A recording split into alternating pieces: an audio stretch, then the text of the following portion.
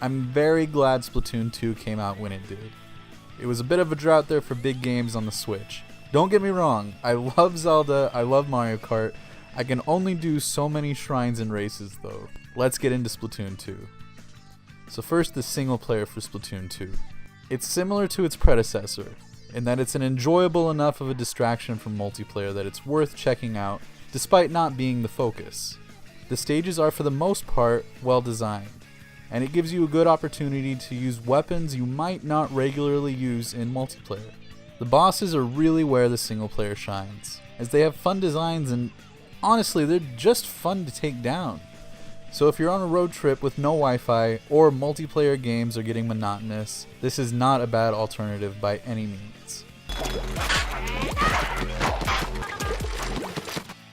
Salmon Run, which is the newest addition to the game, boils down to being a horde mode.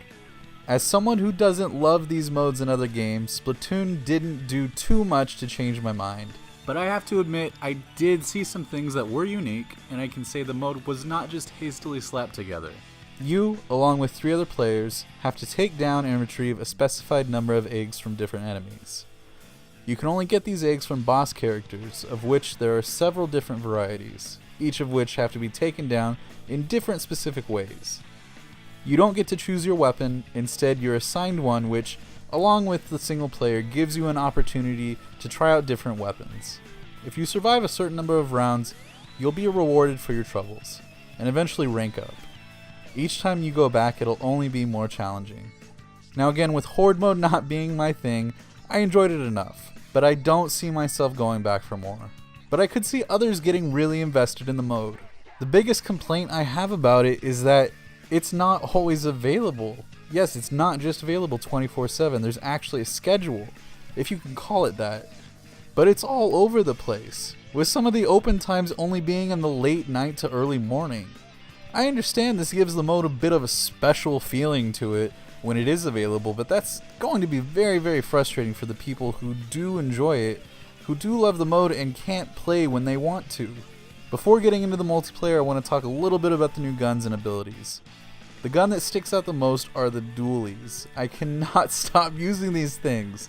The main draw of them being that you can dodge while using them, which is great for getting out of bad situations, or just to disorient your opponent long enough to kill them. The ultimates for the game are all brand new. Yeah, I was very surprised to see none from the first game carried over.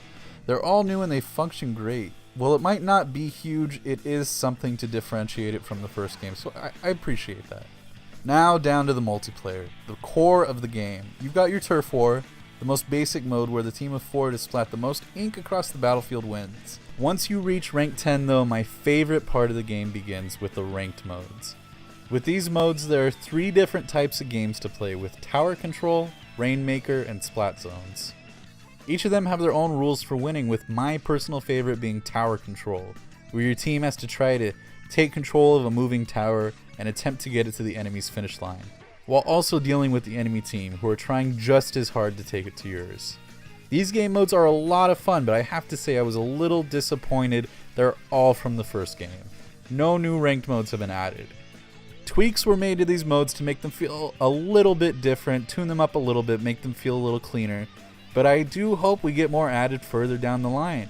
Splatoon 2 is a really great game, which is why it's unfortunate the biggest thing holding it back is how similar it feels to the first game. It really does feel more like Splatoon Deluxe than Splatoon 2. It feels like Nintendo just wanted to get Splatoon on the Switch instead of developing an entirely new game. Honestly, it is hard to complain though when the game is as fun as it is.